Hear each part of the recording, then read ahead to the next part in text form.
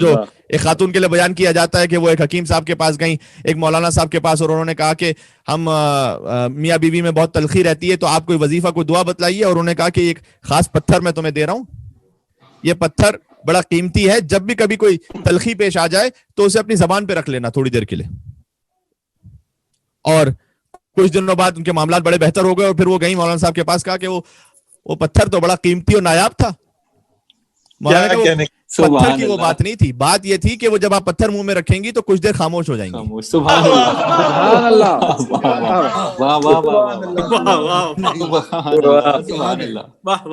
اسی لیے کہتے ہیں ساری باتیں گوگل پہ نہیں ملتی، کبھی مولانا کے پاس بھی آ جایا کیجیے.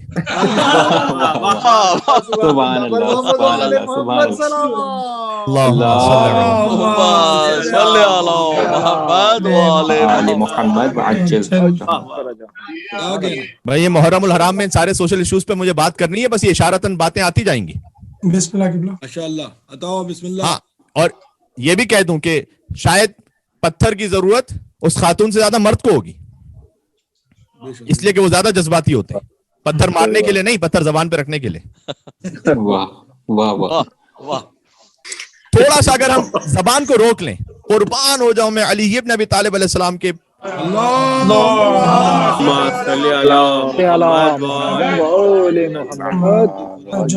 خوبصورت مولا کا جملہ ہے نا کہ جب میں نے پہلی مرتبہ اسے پڑھا تھا تو اللہ جانے اس کی شیرینی اور تازگی میں کتنے دنوں تک محسوس کرتا ہے، اور آج تک جب بھی اس جملے کو پڑھتا ہوں تو پھر محسوس کرتا ہوں. نہج البلاغہ میں مولانا کا طوبہ، خوش بختی ہے، سعادت ہے اس شخص کے لیے کہ انفق الفضل من مالہ و امسک الفضل من لسانہ. خوشخبری اور سعادت ہے، بہت غور کیجئے گا، اس شخص کے لیے کہ جو اپنے مال میں سے جو اضافی ہو اس کو چھوڑ دے، خرچ کر دے، اور جو زبان پر اضافی ہو اس کو روک لے، نہ بولے. سبحان اللہ، سبحان اللہ، سبحان اللہ. خوشخبری ہے اس شخص کے لیے کہ جو مال کا اضافی چھوڑ دے اور زبان کا اضافی روک دے. واہ واہ واہ واہ واہ، سبحان اللہ، سبحان اللہ. کیا بات ہے، کہنے سبحان اللہ، سبحان اللہ. عظمت علی پر ایک اور مل کے صلوات بھیجے گا. محمد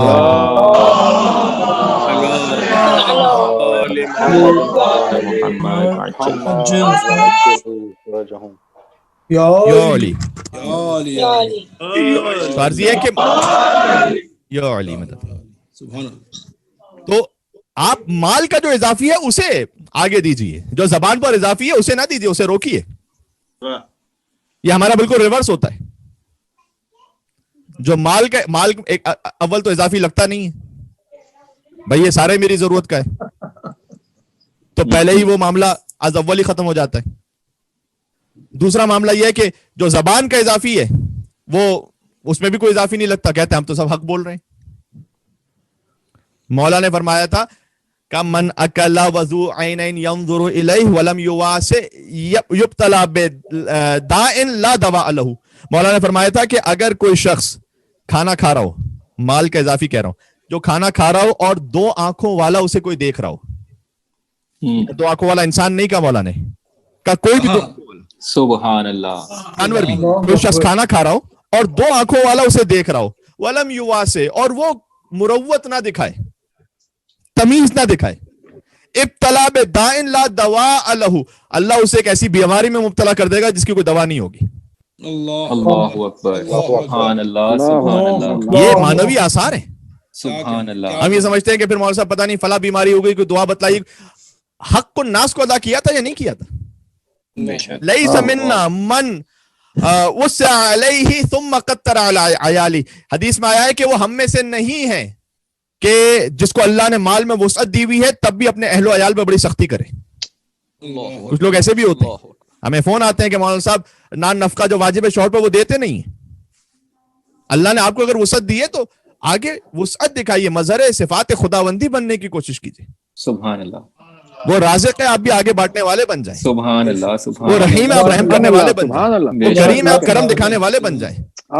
ستار العیوب ہے، آپ دوسروں کے عیوب چھپانے والے بن جائیں. کیا کہنے، سبحان اللہ، سبحان اللہ، کیا کہنے. پر محمد علی بیت محمد صلوات.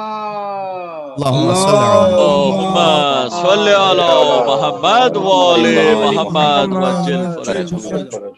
واہ واہ واہ، سلامت رہے. یہ ہے نور کا اتباع عزیزان گرامی. نور کا اتباع مجلس بھی ہے، نعرہ حیدری کہنا بھی ہے، اور یہ بھی نور کا اتباع ہے. بے شک بے شک. بے شک. تو آج کی گفتگو یہ رہی کہ ہر وہ شے کہ جو مجھے اور آپ کو کمال تک لے کے جائے وہ رزق ہے.